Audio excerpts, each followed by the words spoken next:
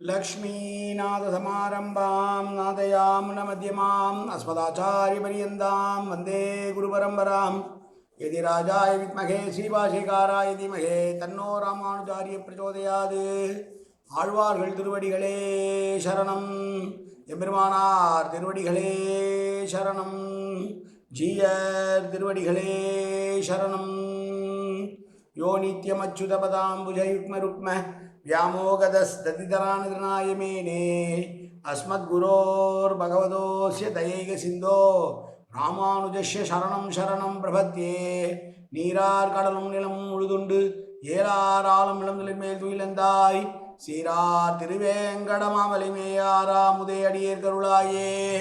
எல்லாம் வல்ல ஏழுமலையான் பெருங்கருணையால் 4000 திவ்ய பிரபந்த பாசுர பதிவேற்றங்களின் வரிசையில் இன்றைக்கு 2628வது நாள் பாசுர பதிவேற்றம். திருமங்கையாழ்வார் அருளிய பெரிய திருமடலிலே இது 28வது நாள் பாசுர பதிவேற்றம். இன்றைக்கு நாம் 183 190 வரையில் உள்ள வரிகளை பற்றி பார்க்க போகிறோம். முதலிலே பிள்ளை திருநறையூர் அரையர் அளித்த தனியனை சேவிக்கலாம்.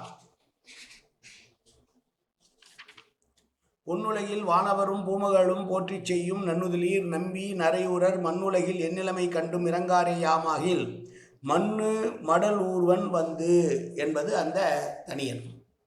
183 190 வரிகள். மால் விடையின் துண்ணு பிடர் எருத்து தூக்குண்டு வன் தொடரால் கண்ணியர் கண் விளர கட்டுண்டு மாலைவாய் தன்னுடைய நா ஒழியாது ஆடும் தனிமணியின் இன்னிசை ஓசையும் வந்து என் செவி தனக்கே கொல்நவிலும் எக்கில் கொடிது ஆய் நெடிது ஆகும் என் இதனை காக்குமோ சொல்லீர். ஏற்கனவே பிரிவிலே துன்பப்பட்டு கொண்டிருக்கிற பரகாலநாயகி அங்கே பார்க்கிறாள். பசு கூட்டங்கள் மாலை நேரத்திலே வந்து கொண்டிருக்கிறது. அப்படி வருகின்ற பசு கூட்டங்களிலே பார்த்த உடனே அங்கே இருக்கிற காளை அதனை தொடர்ந்து போய் புணர்வதற்கு தயாராகிறது. ஆனால் அந்த அடர்ந்து பெருத்து இருக்கிற அந்த காளையினுடைய கழுத்திலே சங்கிலி பொருத்தப்பட்டிருப்பதனால் அதனால் அங்கு செல்ல முடியவில்லை. அங்கே அதனை பார்க்கிற இளம்பெண்களுக்கும் காமம் தலைக்கேறுகிறதாம். ஏனென்றால் கலவி இன்பத்திற்கு சரியான நேரம் மாலை நேரமாக இருக்கும் பொழுது அப்படி பசுக்களினுடைய கழுத்திலே இருக்கக்கூடிய மணிகளின் ஓசை என்பது மிகவும் ரம்யமாக எல்லோருக்கும் இருக்க எனக்கு மட்டும் அது நாராசமாக என்னுடைய காதிலே விழுகிறது.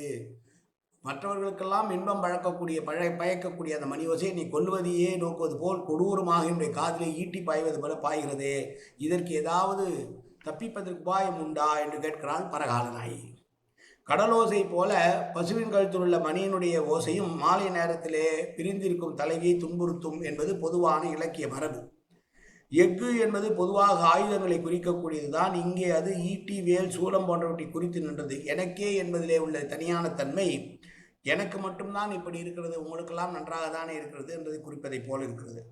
மாலைவாய் என்பது பசுவுக்கும் எருதுக்கும் ஊழல் தீர்ந்து கலக்கிற நேரம். அதே போல தலைவனும் தலைவியும் ஊழல் கொண்டு பின்னர் ஒருவருக்கொருவர் சமாதானமாகி கூடல் கொள்கிற நேரம். அப்படி துக்கமாக இருக்கக்கூடியவர்களை பிரிந்திருக்கக்கூடிய அளவிற்கு தனிமணி என்பது பிரிந்திருக்கிறவர்களின் துக்கத்தை மேன்மேலும் அதிகரிக்க செய்வதனால் அதற்கு உப்பாரும் இல்லையாம் மிக்காரும் இல்லையாம், எனவே அது தனிமணி என்று அழைக்கப்படுகிறது என்று விரித்த ஒரு பொருளை தருகிறார்கள் ஆசிரியர்கள்.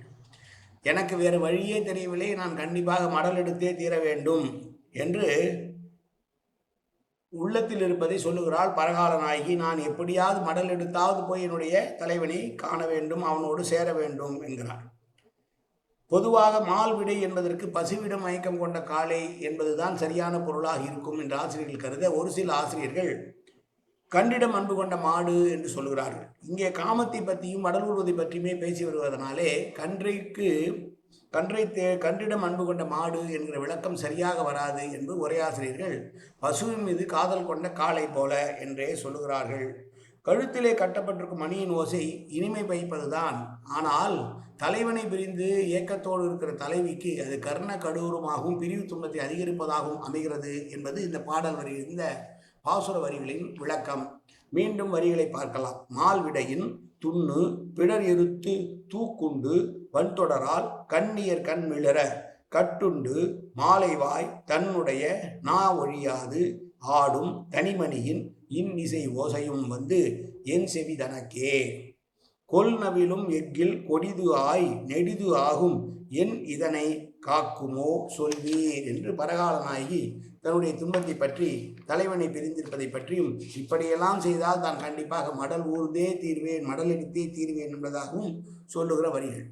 தனிப்பாடல்கள் இரண்டை பார்ப்போம். என் நிலைமையெல்லாம் அறிவித்தால் எம்பெருமான் தன்னருளும் ஆகமும் தாரானேல் பின்னை போய் ஒன்துறை நீர்வேலை உலகறிய ஊர்வன் நான் வண்டு அறை பூம்பெண்ணை மடல் மண்ணில் பொடி பூசி வண்டு இறைக்கும் பூச்சூடி பெண்ணை மடல் பிடித்து பின்னே அண்ணல் திருநறையூர் நின்றபிரான் தேர்போகும் வீதி பொறும் அறையாய் செல்வம் பொழிந்து காயன வாச்சா மனசேந்திரியர்வா அப்தியாப்தனாவா பிரகதேசுவாவாது கரோமியத்தில் சகலம்பரஸ்மி ஸ்ரீமன் நாராயணாயே சமர்ப்பயாமி. உடலாலும் உள்ளத்தாலும் வாக்காலும் சகலவிதமான பாவங்களும் தோஷங்களும் நிறைந்ததாக இவ்வுலகத்துடைய ஏற்படுத்த போதிலும் அடியேன் செய்கிற நல்வினையோ தீவினையோ அத்தனையும் உன்னுடைய கமலமலர் பாதங்களில் சமர்ப்பிக்கிறேன் கண்ணா. காத்தருள்வாய் கண்ணா, ஏற்றுக்கொள்வாய் கண்ணா. எப்போதும் உன் திருநாமம் கண்ணா கண்ணா கண்ணா என்ற நாவில் வருவதற்கு அருள்வாய் கண்ணா. சர்வத்திர கோவிந்தநாம சங்கீர்த்தனம். கோவிந்தா கோவிந்தா கோவிந்தா கோவிந்தா கோவிந்தா கோவிந்தா கோவிந்தா கோவிந்தா கோவிந்தா.